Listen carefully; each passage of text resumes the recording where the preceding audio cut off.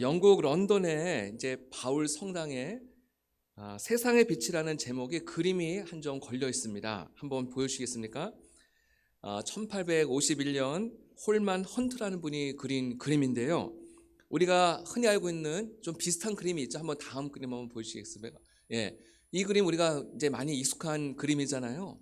아마 이 홀만 헌트의 이 그림을 거기서 영감을 받아가지고 아마 다른 분이 후대에 이 그림을 그렸던 것 같습니다.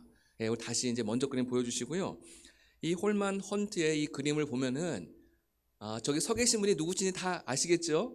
네, 예수님께서 지금 가시면류관을 쓰시고 한 손에는 등불을 쥐고 계시고 한 손에는 누군가의 집 앞에서 문을 두드리고 있는 그 장면을 보여주고 있습니다. 오늘 이 말씀 요한계시록 3장 20절의 말씀 볼지어다 내가 문 밖에 서서 문을 두드리노니 누구든지 내 음성을 듣고 문을 열면 내가 그와 더불어 먹고 그는 나로 더불어 먹으리라. 이 말씀에서 아마 영감을 얻어서 이 그림을 그린 것 같습니다. 예, 주님께서는 오늘도 우리의 마음의 문을 두드려 주시는 거예요. 근데 이 그림을 보면요, 다시 한번 좀 보여주시겠어요? 이 그림 보면요, 이 그림의 그 문이 일반적인 문하고 좀 다른 것을 하나 발견하게 됩니다. 이 그림의 중요한 핵심 포인트이기도 한데요, 이 그림에는 이 문에 뭐가 없어요? 손잡이가 없다는 거예요. 손잡이가 왜 없을까요? 예, 손잡이는 안에서 열 수 있다는 거예요. 예, 안에서 우리가 마음의 문을 열어야지만이 주님께서 우리의 마음에 찾아오신다는 것이죠. 아멘. 예, 주님께서 우리의 마음에 찾아오시면은 저 한 손에 지금 등불을 들고 계시잖아요. 우리 마음에 찾아오실 때 우리의 마음 속에 있는 그 모든 어두움들을 저 등불로 다 몰아내 주시고 우리의 마음의 기쁨과 감사와 평강과 은혜로 우리의 마음을 가득 채우실 줄로 믿습니다. 오늘 이 예배 시간을 통하여서 주님께서 우리의 마음을 찾아오실 때, 우리의 마음에 녹화하고 계실 때 마음의 문을 활짝 열고 주님을 우리의 마음속에 모셔드리는 우리 모두 되시기를 주님의 이름으로 축복합니다. 이 요한계시록의 말씀은요, 사도 요한이 반모섬에 유배 생활할 때 이제 기록한 책입니다. 하나님께서 사도 요한에게 앞으로 일어나게 될 각종 환상과 계시의 말씀을 줘서 이 요한이 그 모든 내용들을 받아서 기록을 한 거예요. 특별히 주님께서는 소아시아에 흩어져 있는 7교회를 향하여서 주님의 말씀을 전하라고 말씀하세요. 소아시아 7교회 가운데 어떤 교회는 칭찬을 듣기도 하고 어떤 교회는 책망을 듣기도 했습니다. 특별히 서머나 교회와 빌라델비아 교회 같은 경우는 칭찬만 들은 교회고요. 또 반면에 사대 교회와 라우디게아 교회는 책망만 들은 교회입니다. 그리고 나머지 3개의 교회는 칭찬도 듣고 또 책망도 들었던 교회입니다. 오늘 우리가 함께 보고자 하는 이 라우디게아 교회는요, 주님께 칭찬은 듣지 못하고 책망만 들었어요. 우리가 일반적으로 누군가에게 꾸지람을 듣고 야단을 맞고 책망을 듣는다는 건 참 굉장히 유쾌하지 않은 기분이죠. 굉장히 불쾌하고 마음도 상하고 자존심도 상하고 그러지 않습니까? 근데 우리가 조금만 다시 생각해 보면요, 그 책망 듣는 것이 반드시 나쁜 것은 아니라는 거예요. 그 책망을 통하여서 내가 보지 못하고 내가 알지 못했던 나의 연약한 부분들, 잘못된 부분들을 고칠 수 있고 돌이킬 수 있는 굉장히 좋은 기회가 될 수 있다는 것이죠. 그래서 이 기회를 잘 활용한다면은 내가 성장하고 발전하는 일에 굉장한 유익이 된다는 거예요. 예전에 그 백종원 씨가 이제 출연하는 골목 식당이라는 프로가 있었습니다. 이 백종원 씨가 이제 골목 상권을 좀 살려보자는 차원에서 이제 신청을 받아가지고 신청한 그 식당을 직접 방문해가지고 거기에 이제 여러 가지 많은 것들을 또 어떻게 운영하는지, 인테리어는 어떤지, 식재료는 어떤지 다 이제 위생도 점검하고 이제 좋은 아이디어를 주는 굉장히 또 유익한 프로인데요. 근데 이분이 한 번은 서울의 뚝섬에 있는 이제 장어구이집을 방문하게 되었습니다. 한 청년이 신청을 했어요. 그 청년과 함께 어떻게 운영하는지 또 그 식당의 여러 가지 뭐 식재료라든지 위생 상태라든지 이런 것들 다 점검하고 이제 운영하는 이야기를 다 듣게 되는데, 근데 백종원 씨가 이 표정이 점점 어두워지고 굳어지는 거예요. 그래서 나중에 다 이야기를 듣더니 이제 이 청년을 막 꾸짖기 시작을 하는 거예요. 야단을 치는 거예요. 어디에서 이렇게 엉터리로 이렇게 요리를 배워가지고 이렇게 운영하면 어떡하냐. 기본이 안 돼 있다는 거예요. 기본이 안 돼 있고 그냥 잔꾀로 눈속임으로 이렇게 장사하다가 만일 문제가 생기면은 당신의 인생이 망친다는 거예요. 예, 너가 정말로 이 식당을 제대로 운영하고 싶으면은 처음부터 다시 배우라는 거예요. 기본부터 다시 배우라는 거예요. 그래서 이제 떠나간 거예요. 그러니까 이 청년은 정신없이 야단을 맞다가 완전히 넋이 나간처럼 멍하니 앉아있다가 여러 가지 생각을 하는 거예요. 카메라가 계속 이제 그걸 화면에 비춰주는데 이 청년 한참 동안을 생각하더니 이제 결심을 했어요. 그래서 자기 냉장고에서 그 모든 식재료들, 그 아까운 식재료들을 다 쓰레기통에 다 버려요. 네. 그리고는 새롭게 결단하고 다시 시작하자.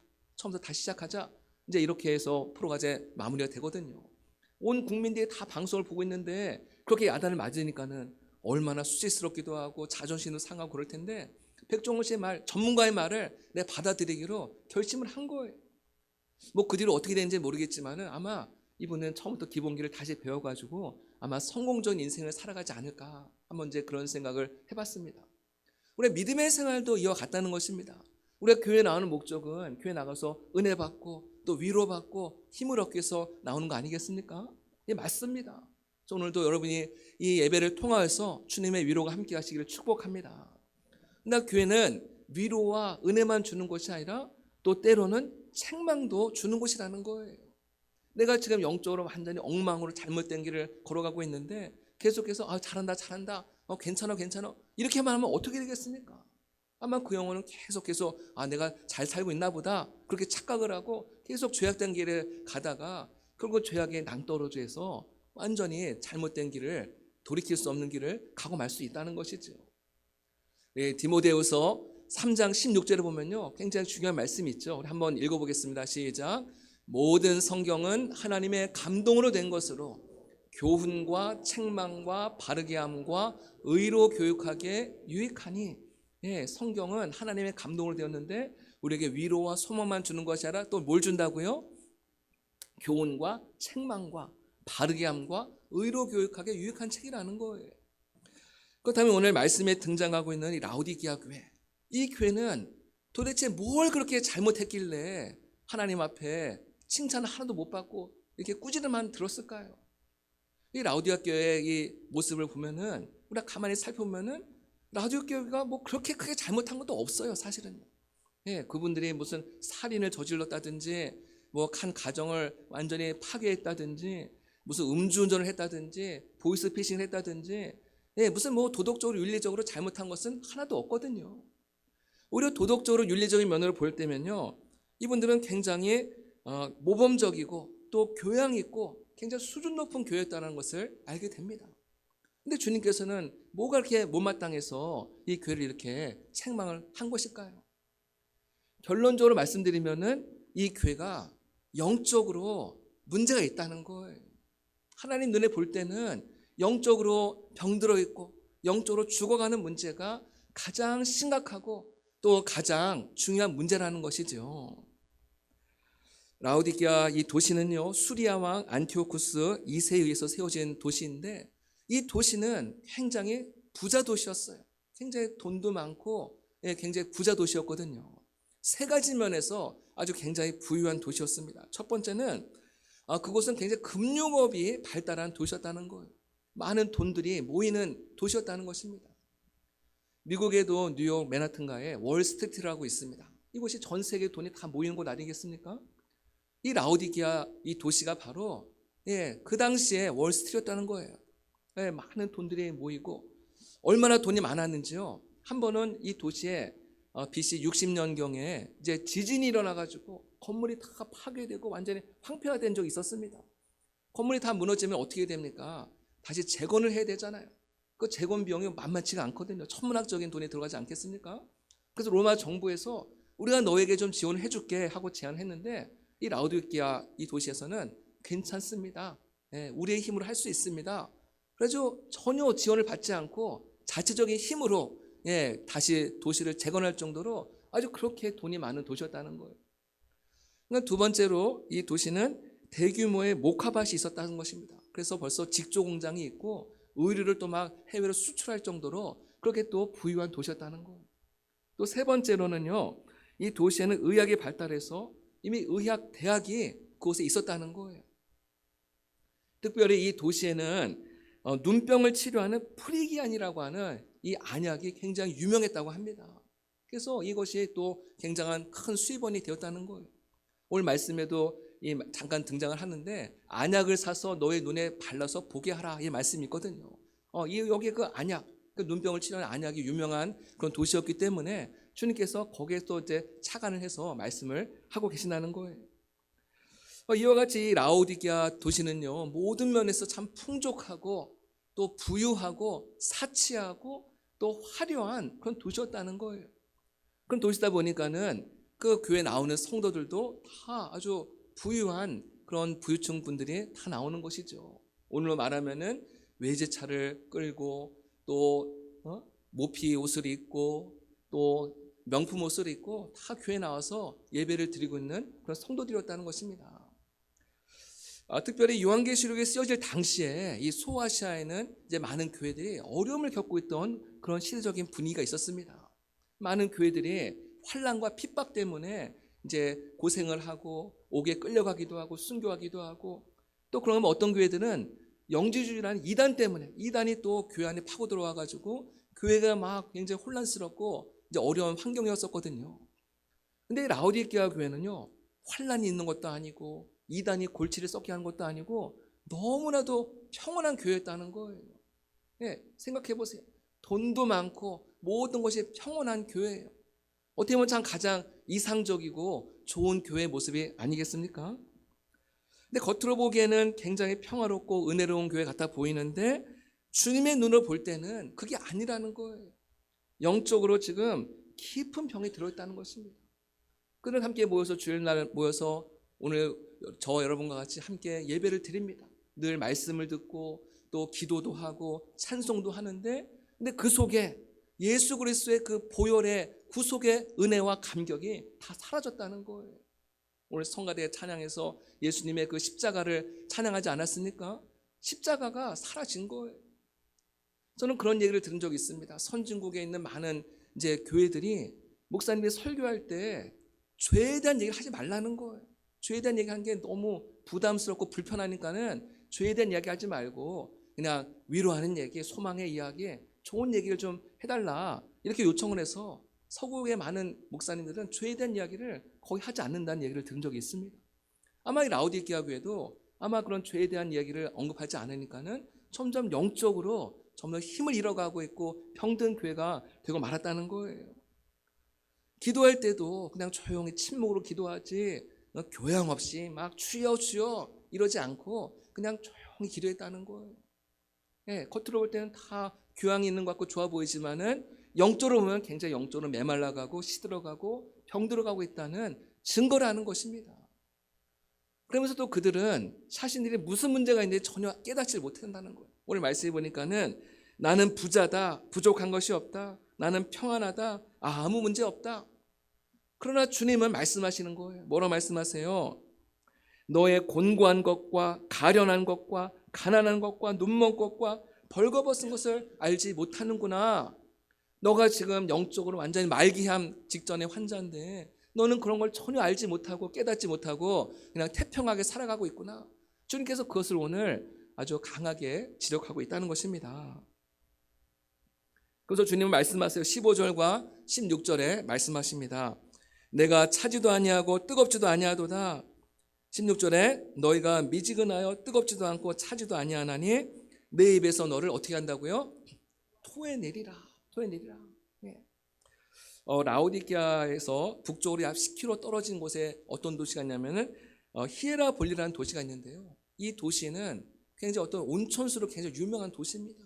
펄펄 끓어오르는 온천수로 유명한 도시인데 그래서 이 도시에서 이 라오디게아까지 수로를 연결해 가지고 그 뜨거운 물을 온천수를 이제 운반하는 그런 사업을 한 적이 있습니다. 근데 그 먼 거리 10km를 이제 오다 보니까는 처음엔 뜨거운 물이었지만은 오면 어떻게 되겠어요? 점점 식어지면서 나중에 이 도시에 도착할 때쯤 되면은 이 물이 완전히 미지근한 물로 바뀌었을 것이죠. 그래서 예수님께서 지금 미지근한 그 상태를 책망하실 때 이 라오디게아 교회는 그것이 무슨 의미인지를 알고 있었어요. 아, 지금 그 상태를 우리에게 빗대어서 말씀하시는 거구나. 우리의 신앙의 상태가 지금 미지근한 상태를 말씀하시는구나. 그분들은 무슨 말인지 다 알아들었다는 거예요. 그들은 자신의 부유한 생활을 하다 보니 믿음의 그 열정, 그 믿음의 뜨거웠던 열의가 다 식어져 버렸다는 거예요. 그렇다고 해서 그들이 뭐 완전히 또 세속적으로 살아가는 것도 아니에요. 교회를 나오긴 나오는데 또 세속적으로 살아가는 건 아닌데 믿음의 열정은 완전히 식어버린 미지근한 상태로 교회를 나온다는 것이죠. 그저 마치 취미생활 하는 것처럼 그렇게 교회에서 믿음 생활을 하고 있더라는 거예요. 여기에 대해서 모리스라는 분이 다음과 같이 말했습니다. 싸늘한 무관심보다는 차라리 노골적인 반항에 더 희망이 있다. 아무도 그냥 무관심한 것보다는 그래도 막 노골적으로 반항하고 예수님이 어디 있냐, 하나님이 어디 있냐 이렇게 반항하는 사람이 차라리 더 희망이 있다. 그렇게 말할 정도였습니다. 근데 전도할 때도 보면요, 착하고 교양 있고 예의 바른 분들이 뭔가 교회 더 잘 나올 것 같지 않습니까? 그런데 이분들은 나올 것 같이 하면서 교회를 안 나와요. 끝내 안 나옵니다. 근데 오히려 막 반항하고 저항하고 이런 분들이 예수님을 믿기 시작하면은 아주 더 열정적으로 뜨겁게 나중된 자가 먼저 된다고 그렇게 믿는 분들이 더 많이 있다는 거예요. 주님은 오늘 말씀하세요. 덥든지 차갑든지 확실하게 너의 태도를 취하라는 거예요. 덥든지 차갑든지.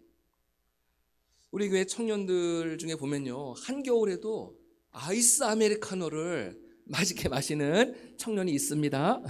있어요. 그래서 제가 물어봤어요. 아유, 안 춥냐고. 얼음이 가득 차 있는 아이스 아메리카노를 전 보기만 해도 막 소름이 끼치는데 맛있게 마셔요. 이런 분을 향해서 뭐라고 말합니까? 얼죽아. 얼어 죽어도 아이스 아메리카노. 처음 들으셨나요? 참고로 저는 뜨합니다. 뜨거운 아메리카노.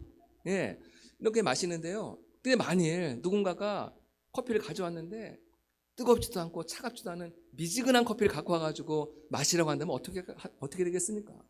그러면 얼죽아에게도 외면받고 뜨아에게도 외면받고 말 겁니다. 이게 무슨 맛이 하면서 너무 이상해 하면서 아마 버리고 말 거예요. 우리가 국이나 찌개도 마찬가지죠. 이 국이나 찌개를 다 먹고 좀 남으면은 어떻게 보관을 합니까? 두 가지의 방법이 있어요. 하나는 아예 냉장고에 넣든지, 하나는 또 어떻게 해요? 펄펄 끓여요. 펄펄 끓이면은 거기에 이제 뭐 세균이 번식할 수가 없죠. 근데 미지근한 상태로 그냥 방치해두면 어떻게 돼요? 거기에 막 세균이 번식하기 시작하면서 음식이 다 상하게 되고 결국은 어디로 가게 돼요? 쓰레기통으로 직행하고 마는 것이죠. 그걸 아까워하지 않아요. 아마 라오디게아 교회도 처음 시작할 때는 굉장히 뜨거운 교회였을 거예요. 아마 주여 주여 막 부르짖고 성령의 은사도 막 나타나고 굉장히 뜨거운 교회였을 텐데 점점점 시간이 갈수록 그 열의가 식어지고 말았다는 거예요. 미지근한 교회로 바뀐 거예요. 왜 이렇게 열의가 식어졌어요? 너무나도 문제가 없으니까는, 평안하니까는, 돈은 많고 평안하니까는 점점 열의가 식어가는 거예요. 사실 한국 교회도 과거에는 저녁 예배를 드렸어요. 주일 저녁 예배 드렸어요. 다 기억하시나요? 근데 점점 시대가 바뀌면서 이제 교회 온 길에 예배 드리고 들어가지, 좀 집에서 쉬지 이러면서 어느샌가 하나 둘씩 저녁 예배가 사라지고 오후 예배로 바뀌고 새벽 예배도 얼마나 뜨겁게 나오고 기도했습니까? 이런 열기들이 시간이 갈수록 점점 식어져 가고 지금 미지근해져 가고 있는 지금 단계에 있습니다. 사실 우리나라도 지금 빨간불이 들어온 거예요. 영적으로 보면요. 여러분 가정이나 교회도 보면은 그 가정이나 교회가 어려움이 오고 문제가 있으면은 성도들이 더 열심히 기도하고 문제 해결하려고 몸부림을 쳐요. 막 금식 기도도 하고 안 하던 막 새벽 기도도 나오고 그래요. 근데 이제 가정이나 교회나 돈도 많고 평안하고 아무 문제가 없으면은 오히려 그때 그 안에서 자꾸만 문제가 생기고 갈등이 생기고 어려움이 생기고 갈라지고 이런 일들이 많이 있다는 거예요. 제가 이번 주 월요일에 우리 총회 교단에서 주관하는 성령 부흥 집회를 참석하고 왔습니다. 원주 수양관에서 집회가 있었는데, 근데 저녁 집회 때 작년에 저희 교회에 오셨던 김삼화 목사님께서 이제 말씀을 부흥회를 인도하시면서 말씀을 전하시는데 이런 말씀을 하세요. 한 나라의 1인당 국민 소득이 3만 불이 넘어가고 4만 불이 가까워지면 가까워질수록 교회는 점점 영적으로 힘을 잃어간다는 거예요. 우리나라가 벌써 3만 불 넘어선 지가 꽤 됐거든요. 이제 4만 불 향해서 막 이제 올라가고 있지 않습니까? 그러니까 우리나라도 지금 예외가 아니라는 거예요. 많은 분들이 코로나 때문에 교회가 이렇게 침체됐다고 생각하는데 사실은 그 이전부터 교회는 계속 하향 곡선으로 내려가고 있었거든요. 예, 많은 분들이 이제 여유가 생기면서 자꾸만 어떤 문화적인 거, 또 이런 세상적인 것에 눈을 돌리기 시작을 하면서 영적인 일에는 점점점 관심이 멀어지기 시작한다는 거예요. 그래서 김사 목사님께서 이제 제안한 게 무엇이냐면은 우리의 영적인 온도를 1도씩만 올리자는 거예요. 1도씩만. 예, 뭐 갑자기 막 무슨 대단한 운동을 하는 것이 아니라 우리가 지금 현재 믿음사라는 거기에서 1도만 올리기 운동을 하자. 이제 그런 이제 말씀을 제안한 적이 있습니다. 근데 교회가 너무 이렇게 점점 세속화돼 가면서 클래식화 된다는 거예요. 예, 모든 것을 합리적으로 이성적으로 그렇게 이제 운영을 하다 보니까는 영적인 힘을 자꾸만 잃어가고 있다는 것이죠. 그래서 이 영적인 온도를 1도씩만 올려도 우리 교회가 소망이 있다는 거예요. 여러분, 우리 몸에도 찬물보다는 따뜻한 물을 마시는 게 건강에도 굉장히 도움이 됩니다. 그래서 새벽에 일어나셨을 때, 아침에 일어나셨을 때 따뜻한 물 한 컵만 딱 마셔도요, 우리가 어지간한 병에 걸리지 않고 건강을 유지할 수 있다는 거예요. 여러분, 암이 가장 좋아하는 환경이 뭐예요? 우리 몸이 차가운 거. 예, 차가우면 암이 굉장히 좋아하거든요. 근데 우리 몸에 따뜻한 물을 계속 공급할 때 몸도 굉장히 좋아지고 건강해진다는 것이죠. 영적인 온도도 바로 이와 같다는 거예요. 우리 산남교회가 영적인 온도를 1도만 올렸으면 좋겠습니다. 아멘. 예, 뭐 제가 무슨 뭐 금식 기도를 합시다, 뭐 철학에 나와서 다 밤을 새우면 기도합시다, 이거를 말씀드리는 것이 아니에요. 우리가 평소에 잘하고 있는 예배 잘 드리고, 또 우리가 성경 읽기, 또 기도하기. 제가 요즘 성도들 이야기 들어보니까요, 요즘 성경 쓰기라든지 성경 읽기를 이제 3, 4, 5 모여서 이제 그 운동을 하시는 분들이 많이 계시더라고요. 제가 그저께 신방을 갔더니 우리 은퇴하신 권사님이 성경 쓰기를 하고 계세요. 예, 눈도 잘 보이지 않고 불편한데 제가 작년 1월에 부임했는데 그때부터 이 신약 성경을 지금 쓰고 있는데 지금 어디 쓰고 있습니까? 여쭤보니까는 벌써 사도행전을 쓰고 있다는 거예요. 제가 권사님, 잘하셨습니다, 박수 쳐드리고 막 그랬거든요. 예, 성경 쓰기, 성경 읽기, 기도하기. 우리 또 교회 안에 또 많은 예배가 있잖아요. 주일 예배, 오후 예배, 수요 예배, 새벽 예배. 이 예배도 자꾸 나오시라는 거예요. 그래서 우리의 온도를 자꾸만 올려야지 우리의 영적인 이 수준을 유지할 수 있는 거거든요. 사람은 자꾸만 편해지기 원하고 또 나태해지기 원하는 게 그 사람들의 본능 아닙니까? 그렇지만 이것을 우리가 또 벗어나서 1도만이로 올릴 때 우리가 영적으로 건강한 삶을 살아가야 될 줄로 믿습니다. 오늘 주님께서 말씀하세요. 내가 문 밖에 서서 두드린다 말씀하세요. 언어의 말씀을 보면요, 그냥 한 번 두드리고 응답이 없으니까 돌아가시는 것이 아니라 계속 두드리시는 거예요. 예, 계속 우리가 문을 열 때까지 두드리시는 거예요. 아까 제가 말씀드린 대로 그 그림에 손잡이가 없었다고 말씀드렸잖아요. 밖에 손잡이 없다고 말씀드렸잖아요. 예, 주님께서는 우리가 문을 열지 않는데 막 우리의 문을 막 부수거나, 예, 억지로 강제로 우리의 마음으로 들어오시는 분이 아니라는 거예요. 우리가 자발적으로 스스로 마음의 문을 열고 활짝 열고, 주님 어서 오세요, 주님을 환영합니다, 주님을 영접합니다, 우리의 마음의 문을 활짝 열 때 주님께서 환한 웃음을 지으시면서 우리의 마음에 들어오시고 우리를 위해서 만찬을 마련해 주신 줄로 믿습니다. 우리가 문을 열기 위해서는 주님의 음성을 들어야 돼요. 오늘 말씀하셨잖아요. 누구든지 내 음성을 듣고 문을 열면, 주님의 음성을 듣고 문을 열면은 주님이 우리 안에 들어오신다 말씀하세요. 주님의 음성은 어떻게 들려올까요? 주님의 음성은 먼저 말씀을 통해서 우리에게 들려온다는 거예요. 하나님의 말씀을 읽거나 듣거나 쓰거나 말씀을 가까이 하는 그 시간을 통해서 주님께서 우리에게 말씀해 주시는 거예요. 마음에 감동을 주시고 위로를 주시고 소망을 주시고 또 때로는 책망을 주시기도 하면서 우리의 마음을 계속 녹화하고 계시는 것이죠. 또 어떤 분은 찬양을 통해서 주님이 또 음성을 들려줄 때가 있어요. 찬양을 들을 때 전혀 생각지도 않았던 찬양의 멜로디가 막 내 안에서 막 들려올 때가 있거든요. 주님이 우리의 마음을 지금 녹화하고 있는 그런 순간이라는 거예요. 그 찬양을 계속해서 또 묵상하면서 깊이 있게 들어갈 때 주님께서 우리의 마음을 찾아와 주시고 우리에게 놀라운 은혜를 부으시는 줄로 믿습니다. 또 때로는 꿈을 통해서 말씀하실 때도 있고요. 또 때로는 또 주의 종을 통해서 또 말씀하시는 거예요. 또 믿음의 동역자를 통해서 말씀하시는 거예요. 구약 성경에 보면은 선지자의 말을 잘 들었던 다윗이라든지 히스기야 왕은 나중에 하나님의 은총을 입어요. 다윗이 얼마나 또 큰 범죄를 저질렀지만은 또 선지자의 말을 듣고 그 자리에서 회개했을 때 하나님의 은총을 입게 되지 않습니까? 근데 사울 왕은 어떻습니까?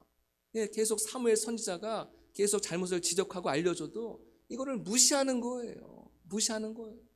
그러다가 결국은 그의 인생이 너무나도 처참하게 끝나지 않습니까? 주의 종이 말씀할 때 그 말씀을 우리가 좀 당장은 힘들고 받아들이기 어렵더라도 그 말씀을 아멘으로 받아들이고 나아갈 때 그것이 내 영혼에 또 양약이 될 줄로 믿습니다. 또 때로는요, 어떤 사건을 통해서 말씀하시는 경우도 있습니다. 여러 가지 많은 또 이상한 일들이 내 주변에 일어나고 어려운 일들이 일어나고 그런 사건을 통해서 하나님께서 우리에게 지금 또 말씀하고 계시는 거거든요. 우리에게 또 돌이켜라, 회개해라, 또 잘못된 것들을 알려주고 보여주시는 거거든요. 근데 사건을 계속 우리에게 보여주시는데도 내가 그걸 자꾸만 무시하고 내가 잘못이 아니라 저 사람이 잘못이 하면서 책임을 전가하고 그러다 보면은 우리가 하나님 앞에 마음의 문을 열 수 있는 기회를 놓쳐버린다는 거예요. 주님께서 우리에게 말씀하실 때 한번 깊이 묵상해 보시기 바랍니다. 혹시 내가 뭔가 좀 돌이켜야 될 것이 없는가? 나에게 주시는 말씀이 없는가? 또 때로는요, 하나님은요, 우리가 밤에 잠을 자고 있을 때 새벽에 우리를 깨워서 기도의 자리에 부르실 때가 있어요. 새벽에 자고 있는데 갑자기 막 눈을 뜨게 되는 경우가 있지 않습니까? 하나님께서 기도하라고 우리를 부르시는 거예요. 우리를 깨우시는 거예요.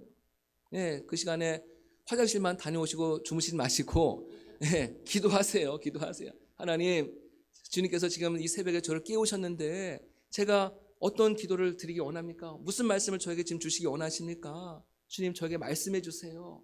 그러면서 주님 앞에 머무르면서 기다릴 때 주님께서 우리의 마음에 위로를 주시고 또 그 시간을 통해서 우리를 만나주시는 굉장히 중요한 시간이 되는 줄로 믿습니다. 하나님은 이렇게 다양한 방법을 통해서 우리에게 끊임없이 오늘도 말씀하시는 하나님이시라는 거예요. 내가 마음의 문을 열고 내 안에 주님을 모셔드릴 때 오늘 주님께서 말씀하신 대로 내가 그로 더불어 먹고 그런 나로 더불어 먹으리라. 주님이 내 안에 들어오셔서 우리와 함께 동고동락하시고 우리에게 놀라운 은혜를 주실 것을 약속하신 줄로 믿습니다. 오늘 우리는 지금 사순절을 보내고 있습니다. 이 사순절 기간 동안에 오늘 이 라오디게아 교회의 이 모습을 우리가 반면교사로 삼기 원합니다. 그들의 교회같이 우리가 나태하고 안일한 모습에서 우리가 좀 벗어나서 그 옷을 벗어버리고 우리가 더 주님 앞에 정말 영적 온도를 1도라도 올리고자 하는 그런 마음의 결단과 또 마음의 그런 다짐을 가지고 주 앞에 나아가는 우리 모두가 되기 원합니다. 우리가 이 세상에서 살아갈 때는요, 세상에 소음이 너무나 많기 때문에 주님의 음성이 들려오지 않아요. 주님은 지금도 계속 말씀하고 계시는데 너무나 많은 소음들이 있기 때문에 뭐 인터넷도 하기도 하고 사람 만나기도 하고 또 일 때문에 바쁘기도 하고 분주하기도 하고 주님께서 말씀하시는 그 음성이 들려오질 않거든요. 그렇기 때문에 우리는 우리 하루의 시간 속에 반드시 주님과 만나는 그런 조용한 시간을 확보해야 됩니다. 새벽 예배가 가장 좋은 시간이죠. 어쨌건 아침이 되었건 밤이 되었건 주님을 만나는 그 시간을 확보할 때 말씀을 통해서 우리가 또 기도하는 시간을 통해서 주님이 우리에게 말씀해 주시고 우리에게 다가와 주시고 우리에게 놀라운 은혜로 함께 하실 줄로 믿습니다. 주님의 음성에 우리가 외면하지 마시고 모른 척하지 마시고 못 들은 척하지 마시고 주님의 음성을 들을 때 주님 어서 오세요. 주님 환영합니다. 주님 나와 함께 해주세요. 주님 앞에 우리 모든 주권을 주 앞에 맡겨드리고 주 앞에 엎드릴 때 하나님께서 우리의 가정과 우리의 삶을 윤택하고 복된 삶으로 인도하실 줄로 믿습니다. 이런 은혜가 늘 함께 하시기를 주님의 이름으로 축복합니다. 하나님 아버지, 주님의 은혜를 감사합니다. 오늘도 우리에게 말씀으로 찾아와 주시니 감사합니다. 오늘도 주님께서는 우리의 문 밖에 서서 우리의 마음의 문을 두드리고 계시는데 우리가 그 음성을 못 듣는 척하지 않게 하여 주시옵며 그 음성을 들을 때 우리가 마음의 문을 활짝 열고 주님을 우리의 마음속에 모셔드림으로 말미암아 우리의 마음 가운데 주님이시는 참된 기쁨과 만족과 감사와 찬양이 늘 흘러넘치는 삶을 살아갈 수 있도록 은혜 내려 주시옵소서. 감사하며 예수님의 이름으로 기도드립니다. 아멘.